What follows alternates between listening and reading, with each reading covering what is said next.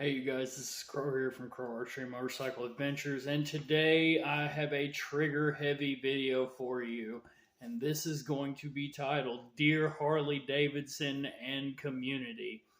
Now, first, let me start by saying I am a huge Harley Davidson fan. I own a 2020 Lowrider S and a 2001 XL H1200 Custom Sportster, and within the next couple months, I'll be the owner of a 1996 Fat Boy. I've also owned a 2009 Dyna Lowrider, so I have had multiple Harley Davidson motorcycles, and I have close to 20 years of riding experience. And last year alone, I put 15,000 miles on a motorcycle, and my average is usually about 10 to 12,000 a year. So I love Harley Davidson. I'm not Anything I'm about to say has nothing to do with trying to take away from Harley or bashing the brand. If anything, all of my concerns are coming from wanting and trying to keep the brand alive. And so we're going to go ahead and jump right into it. So, first off, Harley Davidson is, right there with the whole legendary status. And it started out really being with the rawness of riding motorcycles. Now, here we are in 2023, and we've killed off the Evolution Sportster. The big thing now are the baggers, like the street glides and the road glides. And don't even get me started talking about CVOs, which, if you don't know what a CVO is like the top of the line Harley Davidson with added performance and stuff like that. But it's the same bike at the end of the day, just with multiple $1,000 price tag differences. And keep in mind, brand new street glides and road glides are pushing $30+ thousand off the showroom floor. Well, okay, let's stop and really take a look at a lot of things. So the brand has really tried to emphasize the whole bagger motorcycle thing. We've got bagger racing now. They've just unveiled the new 135 for their touring models. And thinking about that, the brand is really trying to push these overly expensive motorcycles, thinking and trying to figure out why their their quarterly profits have been down for several years, and they're on the steady decline of continuously going down, because you got to think that market for those multiple thousands of dollar motorcycles are more targeted to older men and women who have spent their entire life saving up money or waiting till retirement before they purchase one. Okay. And one of the most important things that we need to stop and look at is understanding the brand as a whole and that demographic. Okay. Something that we also need to look at is a more important demographic, and that is the new and upcoming motorcycle riders. Okay. And the reality is, in today's world, the newer generation is the future. No matter how we want to look at it, no matter if we want to admit that or not, the new generation is the future, because they are the ones that are going to be taking care of the older generation and my generation and so on and so forth. So we need to get to a point with Harley Davidson where we can make the future generation and the younger current generation of motorcycle riders able to afford these motorcycles. In fact, last I remember, back when the Evolution Sportster was still being made, I'm pretty sure last year was the last year when they decided to kill it off, or maybe it was 21. That was a huge slap in the face. Now, brand new, those Sportsters were like $10+ thousand, which is honestly a little overpriced in my opinion. But you can go out and buy a used Sportster for $2,500 to $3,000 all day long on Facebook Marketplace. Okay. And the culture is really heavy on making fun of the Sportster, saying it's a girl's bike or it's too small. Just lists and lists of excuses on why the Sportster is, just the worst of the Harleys. Well, in all actuality, it's probably one of the best bikes that Harley Davidson has ever made. Hands down, period, no questions asked. Aftermarket support, the amount of fun that you can actually have on a Sportster. And they're perfect for riding around in town and stuff like that. And there's even people that have toured the United States on them. Mad respect to you if you have done that. Keep being awesome in that regard. But getting back to the original point. So with the whole bagger thing, it's almost like we've gotten to a point, it's like a pissing contest of determining who has the most money. A majority of these guys that are going out here and buying these baggers, honestly, either only have them to ride to their local bike night around town, or maybe taking a long trip every once in a while. And the practicality of that just doesn't make sense. It doesn't. Okay? You also have the Dyna Bros. I'm guilty of that one. I love Dynas. I love the new Lowrider S on the Softail frame. It's absolutely amazing. In fact, we're gaining ground with that with the new Lowrider ST, where they basically tried to turn it into a mini bagger. But that also brings in my point. You're trying to turn a bike into something that it's not. Okay? That's what baggers are for. If you want a bagger, just buy a bagger. But if you've got the Lowrider ST and it fits you, that's awesome. Do what you do. It's the same with buying baggers. But the point is we're putting so much emphasis on street glides and road glides that we're taking away from all of the other amazing motorcycles that are being made through Harley Davidson. Like, everything else is considered like mid and lower tier, when that's the farthest thing from the truth.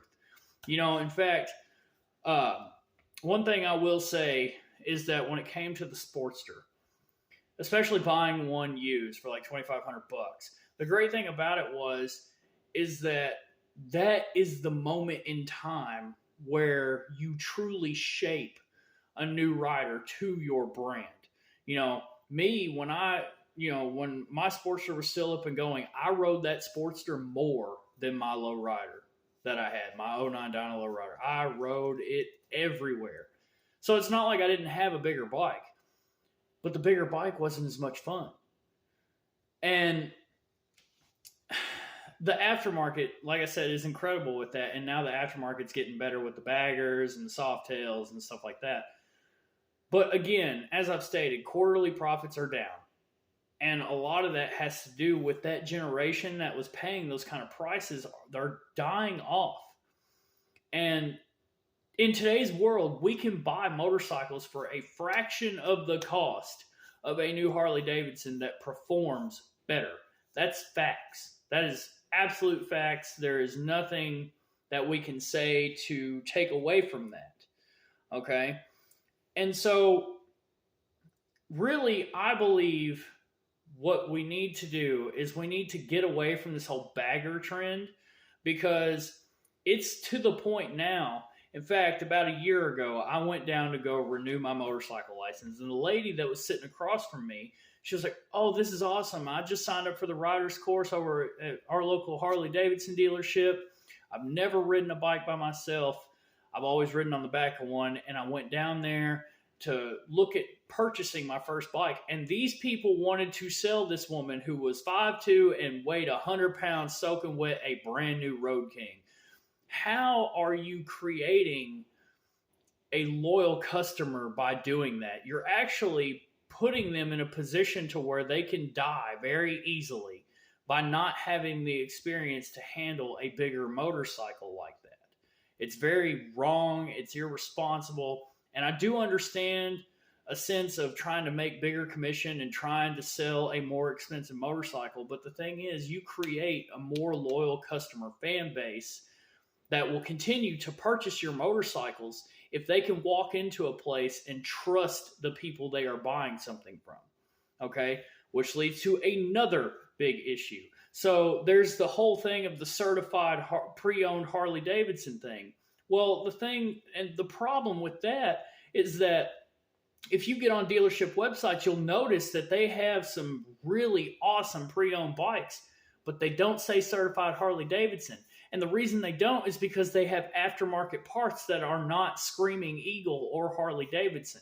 And At that point, it voided the warranty. And now, if you were to buy one of those bikes, they offer to sell you a warranty. Okay, and then honestly, they want $600 for my 1,000-mile service on my lowrider S. They want close to $600 for the 1,000-mile service. If I get directly on Harley Davidson's website, I can order the entire service kit for $150 after taxes. And the thing is, I have the experience to do that service myself, no problems, but it voids my warranty. Make that make sense. That's taking away from the rawness and the culture of motorcycle riding. That was part of the joy, and it is part of the joy of riding motorcycles, is taking care of your motorcycle, learning your motorcycle, building it, replacing parts. And I understand from an aspect of maybe somebody that doesn't know what they're doing and screwing something up to a degree, but you're taking away from that customization of somebody making a bike their own. If they screw it up, they took the risk knowing that they could have possibly, that it was probably their fault. And so they should still take it to the dealer and, pay the price or whatever. But the other flip side of the coin to that is, what if they did the job right and then they want to come in because some stupid little thing broke on it, and then you go through and you run a diagnostics and you look at everything and you're able to determine, oh, well, they changed their own fluid, so we're voiding the warranty and they have to pay for this stupid little part. No, that's ridiculous. It's ridiculous. I mean, it's so bad that it's one of those things to where you look at that 12-month warranty and it's kind of like, man, what good is this? You can just keep that warranty and I'll just fix and do everything myself, And as far as the bagger thing's going, honestly, I feel like that whole bagger trend, while those motorcycles are amazing at what they're designed to do, they're great bikes. That's not what I'm saying. I'm not saying they're bad. What I'm trying to say is that we're trying to push a market that is such high money bracket that you're eliminating a lot of the people by making them believe that in the Harley to have is a bagger. That's what you got to have. No, it's not. And I can easily prove this. You take that Lowrider S, you put a 131 Screaming Eagle kit in it, you get it dyno tuned, you get to that 150 horsepower thing. If you put the same motor setup on a Street Glide, who do you think is going to win in that race? Even cruising. That Lowrider S is going to demolish that Street Glide because of weight differences. Same power, less weight, go quicker. I mean, that's just common sense. All right? And even the aftermarket stuff that you were to put on a Lowrider S, like some bags or something, and you still get, you can put like a fairing on it and put the stereo, it's still lighter. Okay? And it's, in retrospect, when you think about it, doing all the custom mods, you can do it cheaper, especially if you get a good deal on the motorcycle itself. And I think I had mentioned earlier about killing the Sportster Evolution motor for these new Sportster S's and the new Nightster. The new Nightster, it looks pretty cool. The Sportster S, in my opinion, is a little ugly. The performance is pretty well. But after sitting on one and riding one, it's extremely uncomfortable. And it just, you can tell it's an obvious Indian Scout ripoff that Harley did to, answer that whole thing, because the Indian Scout was a great motorcycle. It still is a great motorcycle. But I'm not going to get started going down the Polaris train and how I feel about all that. Maybe in another video, but not this one. But the point is, the reason I'm saying all these things is to help save the brand, okay? We've got to get away from the stigma that a bagger is the only Harley to have, because like I said, there's guys out here buying these bikes that literally ride them specifically to their bike night or just around town, and they think they're the coolest, baddest dude there is. In fact, I was on my Sportster not too long ago before I got it all torn apart and everything, and I pulled up next to this dude on a brand new Street Glide. This is a 2001 Sportster versus this 2023 Street Glide.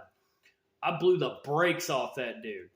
But it was because I looked over at him. We were at the stoplight. I looked over at him and was like, what's up? And I had this little bicycle horn I mounted to it, and I hit it. It goes like, cha-ching, cha-ching. And I looked at him. I was like, I'm the toughest there is. And just got it and just gone. That dude could not get up to me by the time it was all said and done. But in the top end, of course, he's going to end up winning. But my launch, it was awesome. But the point is like, how are we going to sit there and make fun of that bike when it just, you see what I'm saying? Like I said, a lot of people that make fun of the Sportster, they don't have experience, or they're believing things that they've heard from other people. And the thing is, you can't trust that. You have to go do it yourself. All right?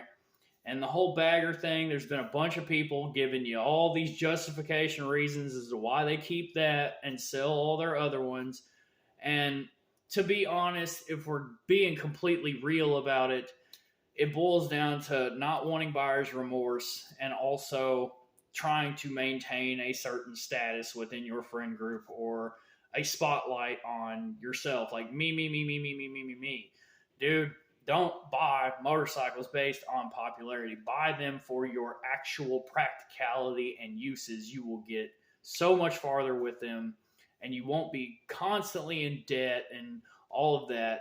You have to get to the point where you're making something your own. That's part of the beauty of it. But again, I just feel that we're kind of to a point to where we're ignoring the motorcycles that are actually truly innovative and keeping a brand afloat versus these bikes that are just like hashtag Me Too bikes. You know what I mean? And I just think that we need to get away from that. I think that we need to focus more on the newer generation, because at the end of the day, the newer generation doesn't have that kind of money. And that's another great thing I hear these people say. They're like, oh, you're just mad because you can't afford it. Like, dude, get out of my face with that crap. You're lame. If that's the only thing you could say, that's dumb, but whatever. Like I said, the youth is the future of Harley Davidson motorcycles. And if we ignore that and we are constantly trying to shove this whole, super premium price tag, of course you're going to fail. Of course, quarterly profits are going to continue to be on a downward spiral and just become worse and worse and worse, to the point where we're basically getting back to the AMF days, even though the shovel head totally kicks ass. That's besides the point. They were notoriously known for problems, and it wasn't until the final later years of the shovelhead where they actually started getting those issues kind of fixed. And then along came the Big Twin Evo and the Sportster Evo motor, and that was considered, in fact, by a lot of people still today, the greatest motor that Harley Davidson ever created, because it thought about the working man. You could fix everything with a basic set of tools and do it yourself, and it really connected that person to the motorcycle, and it made them feel good about themselves, and it created loyal fans because they're like, holy crap, I can do this by myself. I love this motorcycle. I love Harley Davidson.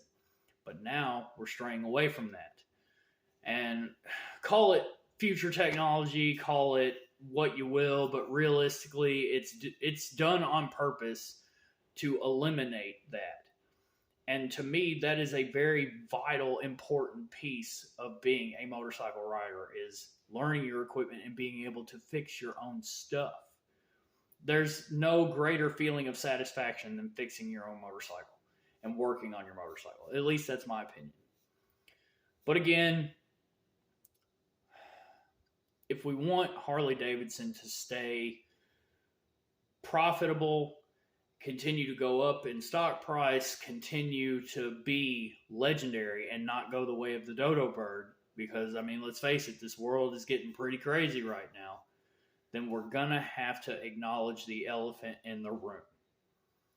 And we need, as a community and a brand, to put out motorcycles that are actually, realistically, not only affordable, but are worth every single penny in performance, dollar for dollar. You know, Right now, Polaris is actually doing pretty good with their Indian line. The Yamaha is doing pretty good. The Bolt, that thing is a huge hit and it's amazing. Then we've also got the Rebel 1100 that just came out. That's an amazing motorcycle too. And those motorcycles will eat a Sportster alive. They really will. And, you know, for a fraction of the cost. That's the important thing. Okay? So you can't be worried as a dealer or a seller, as in, like, I've got to get the most money. What you need to do is you need to create a fan base that is going to continue to come back, because you will make more money off of them in the long run versus giving and selling them a motorcycle for the most amount of money, because that's a real quick way for somebody to get hurt and die and then never want to ride again. And I don't know about you, but I love riding bikes and I would like to spread that joy to other people. Either way, if you like today's message, like, share, comment, subscribe, hit the bell notification. If you have any questions about motorcycles, if you want to talk motorcycles or archery or whatever, feel free to hit me up anytime. I'm not here to have arguments about any of these things. These are just my opinions. And to be honest, I'm all about being able to debate or just have friendly, no matter what, I want it to be a friendly debate, but I'm also willing to have awesome, friendly conversation about any of these things. Either way, I love you guys. Thank you so much. Peace.